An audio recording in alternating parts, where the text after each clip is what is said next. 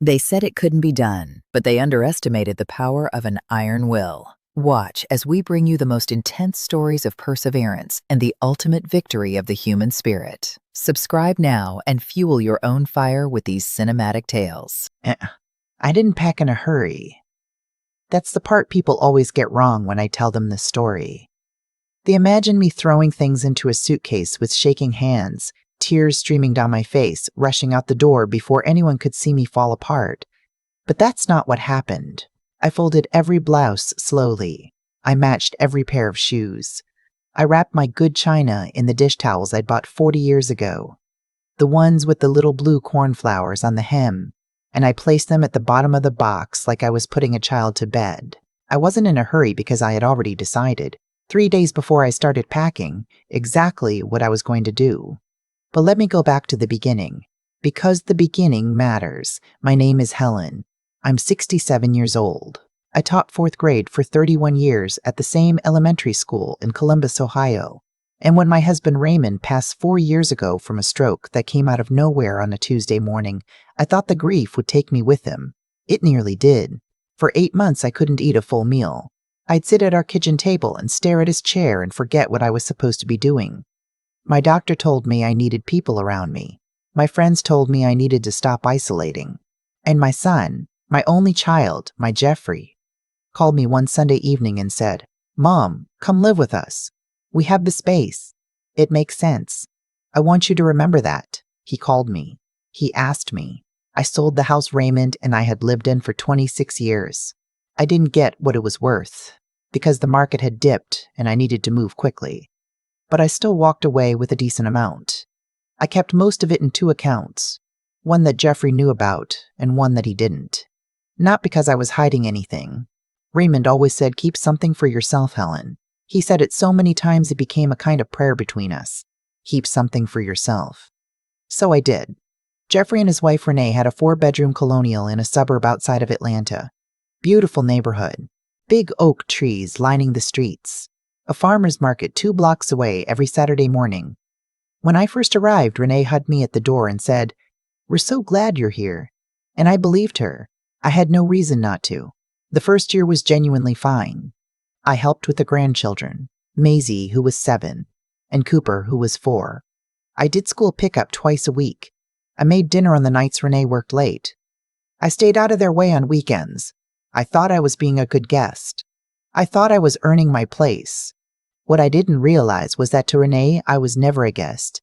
I was a problem she hadn't figured out how to solve yet. I found out about my diagnosis in February, 13 months after I moved in. I had been having tremors in my left hand for a while. Small ones, easy to dismiss. I'd drop a glass and tell myself I was just tired. I'd notice my handwriting getting smaller and stranger and tell myself I needed new glasses. But when the tremors started waking me up at night, I finally went to see a specialist. The neurologist was kind. She explained everything carefully. Early-stage Parkinson's. Manageable with medication. Not a death sentence. Plenty of people live full, active lives for decades after this diagnosis. I drove home alone that afternoon. I sat in the car in the driveway for a long time before I went inside. I told Jeffrey that evening after dinner, when the kids were upstairs. I genuinely thought that he would reach across the table and take my hand. I thought he would say, "We'll figure this out together, Mom." He was my son. He had asked me to come here. I raised him to be a caring person. His father and I had built our entire lives around making sure this boy had everything he needed to become a good man. He was quiet for a long time. Then he said, "Parkinson's." Okay. I need to talk to Renee. Not, "Are you okay?" Not, "I love you." Just, he needed to talk to Renee. I went to bed that night telling myself that was understandable. This was a lot to process. He needed time. Of course he did. 3 days later, I was in my room reading when I heard them in the hallway. Their voices weren't loud at first, but voices carry differently at night. And my room shared a wall with the hallway bathroom. I wasn't trying to listen, but I heard Renee say, "I'm not running a nursing home, Jeffrey. That is not what I signed up for." And then, "She's going to get worse. You know that. They always get worse." And then what? She can't drive. She drops things. What happens when she falls and the kids are home? What happens when she falls and the kids are home? What happens when Jeffrey said something I couldn't make out? And then Renee said very clearly, I need her out of this house. I mean it. Find somewhere else for her. A facility, an apartment, I don't care. But I am not doing this. I sat very still on the edge of my bed. I pressed my hands flat against my thighs to stop them from shaking. Though whether it was the Parkinson's or just pure shock, I couldn't have told you. I didn't cry. I want to be clear about that. I didn't cry because something else happened inside me instead. Something went quiet and then something went sharp. The way a pencil feels when you've just sharpened it. That precise. That ready. Jeffrey came to my room the next morning. He couldn't look at me directly. Kept glancing at the window, at the floor, at his own hands. He said they'd been talking, and they felt it might be better if I looked into some senior living options. He said they'd help me find something nice. He said Maisie and Cooper could come visit on weekends. He said all of this in the careful, rehearsed way of a man who had stayed up half the night, figuring out how to say something that had no decent way to be said. I asked him, is this what you want, Jeffrey? Or is this what Renee wants? He said, it's what we both feel is best. I looked at my son for a long moment. This boy I had stayed up with through ear infections and nightmares. This boy I had driven to every baseball practice for 6 years. Every single one. Even the Tuesday nights when I had papers to grade and dinners still to make, and Raymond was working late. This boy whose college application essays I'd read 40 times, whose wedding I'd helped pay for, whose down payment, the down payment on this very house, I had contributed $30,000 toward, because they were young and the market was hard, and I wanted them to have a good start. I said, all right, give me some time to make arrangements. He looked relieved. That was the worst part. He looked so genuinely relieved. I called my attorney that same afternoon. Her name is Patricia, and she has been handling my affairs for 15 years. I explained what was happening. I told her what I wanted to do. She asked me twice if I was sure. I told her I had never been more sure of anything since the day I decided to marry Raymond. Here is what most people don't know about my situation. When Jeffrey and Renee bought this house, I hadn't just contributed to the down payment. I had also co-signed the mortgage because Jeffrey's credit wasn't strong enough on his own at the time. That was 7 years ago. He had asked me to stay on the loan until they could refinance. They never refinanced. My name was still on the mortgage documents. I had never made a single payment, and I had never asked for anything in return. But my name was there. I also had a living trust that Raymond and I had set up years ago, which held a significant portion of our combined savings and the proceeds from the sale of our Columbus house. Jeffrey was listed as the primary beneficiary. He knew this. I think on some level he had been counting on it. I spent 3 days on the phone with Patricia. We restructured the trust. We changed the beneficiary designations. We documented everything carefully, including the contributions I had made to their down payment, which had never been formally recorded as a gift or a loan, which meant, legally, the picture was more complicated than Jeffrey had ever bothered to find out. I didn't do this out of spite. I want to say that clearly. I did it because Raymond's voice was in my head saying, keep something for yourself, Helen. And I finally understood what he meant. All those years he said it. He didn't mean money. He meant your dignity. He meant your options. He meant don't hand everything you have to people and then be surprised when they treat you like you have nothing left to offer. While Patricia was handling the legal matters, I was making other arrangements. I had lunch with my friend Dorothy, one of my oldest friends who had moved to Savannah 8 years ago and had been asking me to come for nearly as long. Dorothy had a guest cottage on her property, small but lovely, with a garden and a screened porch, and more privacy than I'd had since I moved into Jeffrey's house. She said I could stay as long as I needed. She said, Helen, just come. I found a senior apartment community 20 minutes from Dorothy's house. Independent living, not assisted. My own unit, my own kitchen. A bus line to a medical center with a top-rated neurology department. I put a deposit down over the phone, then I packed. Slowly. Deliberately. Every blouse folded, every dish wrapped. The cornflower towels at the bottom of the box. I left on a Thursday morning. Jeffrey was at work.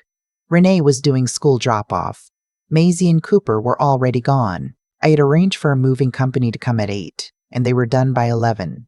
I left the house key on the kitchen counter with a short note. The note said, "I hope you'll understand someday. I love you and the children. Mom." I did not say where I was going. I did not leave a forwarding address. I left my old cell phone number active for 2 weeks so they could reach me if there was an emergency. And then I got a new number. I was almost to the Georgia state line when Jeffrey called the first time. I let it go to voicemail. He called 4 more times that day. The voicemail he finally left said, "Mom, we need to talk. Renee is... Look, I think things got out of hand. Can you please call me back? Where are you, please?" I listened to it once. Then I kept driving. Dorothy had a bottle of wine open when I pulled into her driveway that evening. The cottage smelled like cedar and lavender. The garden had roses just coming into bloom, deep red ones along the back fence. I sat on the screened porch until almost midnight, listening to the frogs, and for the first time in a very long time, I felt like myself again. That was 4 months ago. A lot has happened in 4 months. Patricia completed the trust restructuring. Jeffrey received a letter from her office, not from me, from her, outlining the changes and explaining the legal situation regarding the mortgage and the down payment documentation. I was told he called Patricia's office 3 times and sent 2 certified letters to me through her. I didn't respond to any of them. Renee texted me once from a number I didn't recognize. The message said, "Helen, this is Renee. I think there's been a misunderstanding. I never said what Jeffrey told you I said. Can we please talk?" I sat with that message for a while. I thought about it carefully. Then I deleted it and blocked the number. Because I had been there. I had heard her voice through that wall. I didn't need anyone to confirm what I already knew. What I didn't expect, the thing that genuinely surprised me, was the children. Maisie is 9 now. About 6 weeks after I left, she apparently found my old email address, the one I had written in her little notebook when she started 3rd grade, so she could write to me whenever she wanted. She sent me an email that said, "Grandma Helen, where did you go? I miss you. Mom said you moved, but she doesn't know where. Cooper cries sometimes at night. Can you write back, please?" I read that email sitting at the little kitchen table in my cottage, and I cried for the first time since any of this started. Not for Jeffrey. Not for myself exactly. For Maisie. For Cooper. For the fact that children get caught in the wreckage of adults who don't know how to be honest with each other. I wrote her back. I told her I was safe and happy. I told her I missed her and Cooper very much. I told her that grown-up things had happened that she didn't need to worry about, and that her grandma was always going to love her no matter what. I told her I would send her something in the mail. I sent her a package of books I thought she'd love and a little stuffed bear for Cooper. I sent it to Patricia's office so the return address wouldn't show my location. I have a good life now. I want you to understand that this isn't a story about a woman who is broken. I take my medication every morning with my coffee on the screen porch. I go to a Parkinson's support group on Wednesday evenings, and those people, those extraordinary, matter-of-fact, funny people, have taught me more about living with this disease than I ever expected. My neurologist here is excellent. My tremors have been stable. I walk 2 miles every morning with Dorothy through the neighborhood and past the little park with the azaleas. I joined a book club. I started growing tomatoes in the garden. Last month, Dorothy and I drove up to Asheville for a long weekend and stayed in a bed and breakfast and ate at restaurants I never would have found on my own. I laughed more in those 3 days than I had laughed in the entire last year of living in my son's house. My attorney called me 2 weeks ago with an update. The mortgage situation has become complicated for Jeffrey in ways I won't go into detail about, because that's not why I'm telling this story. I'm not telling this story to celebrate someone else's difficulty. Jeffrey is still my son. There's a version of the future where things between us are repaired, and I hold that door open very carefully, very quietly. But I hold it on my terms now. Not his, not Renee's. Something my friend Dorothy said to me on that first night, while we were sitting on the porch with our wine and the frogs were singing in the dark. She said, "Helen, you spent your whole life making sure everyone else had what they needed. When was the last time you did something just because you wanted to?" I thought about it for a long time. I thought about Raymond.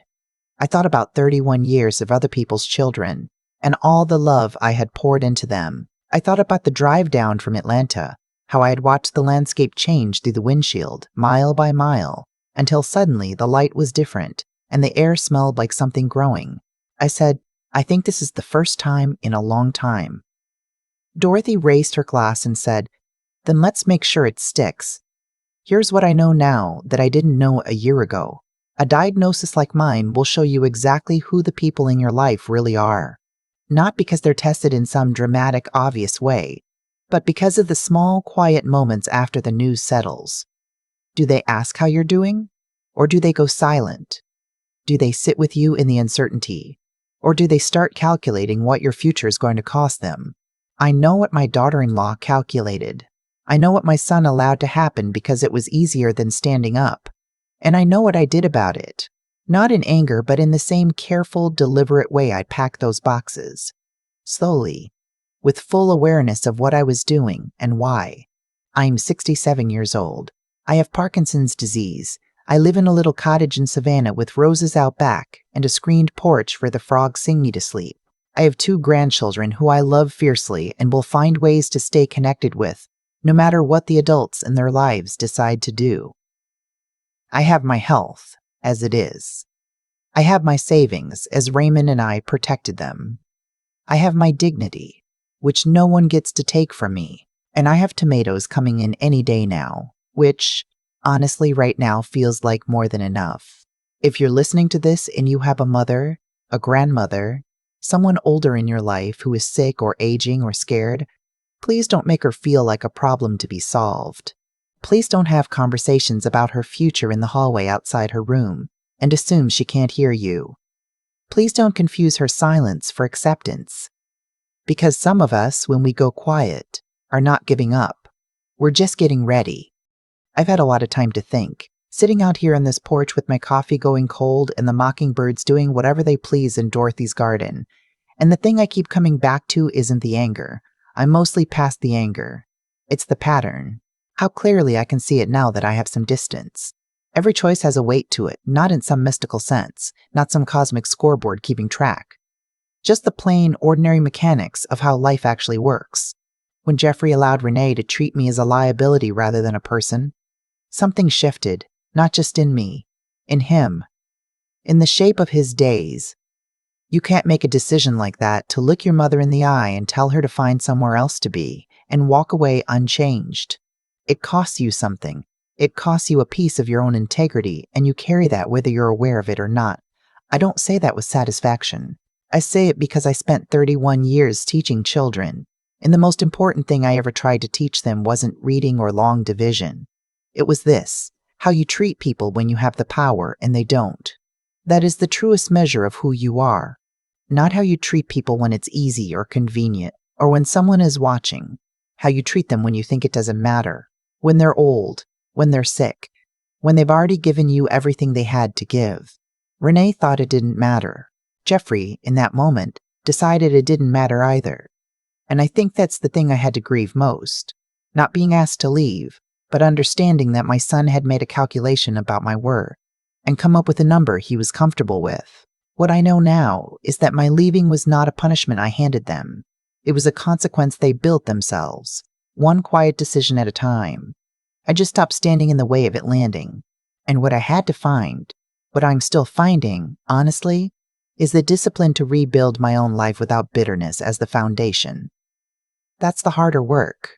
Anyone can leave. The intelligence is in what you do after. Whether you spend your energy cataloging what was done to you, or whether you turn toward what's still possible. I chose the tomatoes.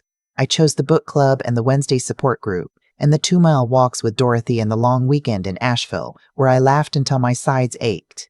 That's not naivety. That's not pretending nothing happened. It's understanding that my remaining years are not a consolation prize. They are mine, fully, and I will not spend them small. Maisie's last email asked me if I would teach her to garden over the summer. I wrote back and said yes. I don't know yet how that will happen logistically, what conversations will need to happen first, what Jeffrey and I will need to say to each other before we can sit in the same room again. But I'm holding that door, carefully, on my terms. The strongest thing I ever did wasn't restructuring the trust or changing my phone number or driving away without looking in the rearview mirror. The strongest thing I did was decide that what happened to me was not going to be the last word on who I am. I am 67 years old. I have a diagnosis that will require courage every single day. And I've never felt more like myself than I do right now, on this porch in this life I chose. That's what I want you to take with you if you take anything at all.